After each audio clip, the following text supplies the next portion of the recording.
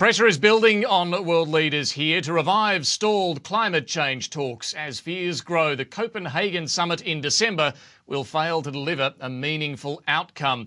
Tomorrow there will be a special UN summit of more than 100 world leaders held here, the largest such gathering to discuss climate change.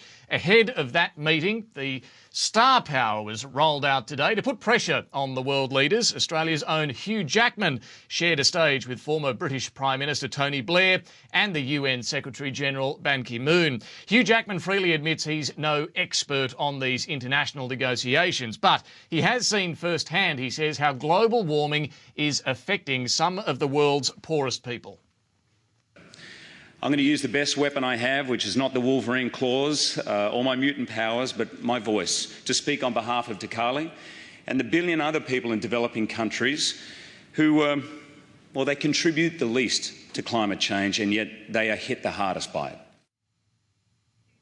So how has Hugh Jackman been roped into this issue? Well, he's actually been drawn to it through his role as an ambassador for World Vision. And I caught up with Hugh Jackman and World Vision chief Tim Costello after the event. Getting involved with World Vision 18 months or 2 years ago with Tim was a big change in my life. I've always been a supporter and a big fan, but Tim in particular taking me to Cambodia and then recently to Ethiopia opened up my eyes to the fact that poverty and climate change are inextricably linked. I had been really, to be honest, more interested in the subject of poverty, eradicating extreme poverty, and you realise you cannot do that on its own. What did you see there? So when we were there in Ethiopia, we had a very powerful afternoon working with a farmer, a coffee farmer, Dikali, and I spent just a little bit of time of his day actually working with him. And sleeves rolled up and into the dirt? There was a lot of manure involved, that's all I'll say, mate. And yes, sleeves were definitely rolled up.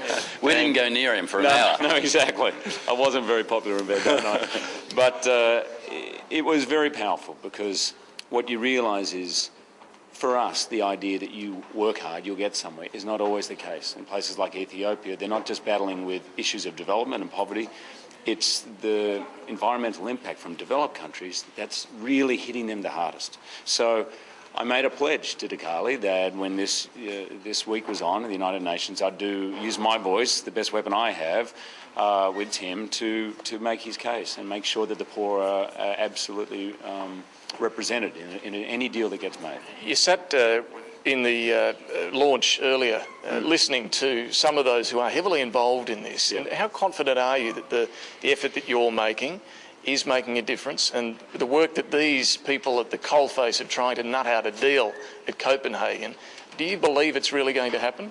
I'm under no illusions that really all the work is happening with people like Tim and those people on that panel today. And from what I can understand, I don't know a lot about it, from what I can understand today actually was really heartening. There were some heartening messages, particularly from India, as Tim was saying. So there is, I think as Tony Blair said, there's definitely will. There's no doubt about that. And I think as hard as it's going to be, there will be some movement and hopefully some momentum. But I'm under no illusions that my impact is negligible, that these people have spent their lives and their careers really making a difference. And Hugh, just finally, what about in your own life? Yeah. What are you doing? Because the message is we all need to do our bit. Yeah. The moment I got back from Ethiopia, since then I've not drunk one cup of coffee that's not fair trade. Well done. I won't eat chocolate that's not fair trade. Sounds like not much of a sacrifice, but actually that little thing makes a huge impact to these farmers, and making sure that the practices they use in farming coffee and chocolate are sustainable environmentally. And just in our own home, I now to the kids, no, we're walking. I want to catch a taxi. No, let's walk. And I've been to Ethiopia and I've seen, my kids can walk a few extra blocks and that's fine. In our own home, making little small adjustments to make sure that even though our lifestyle hasn't changed at all, our carbon footprint is dramatically less.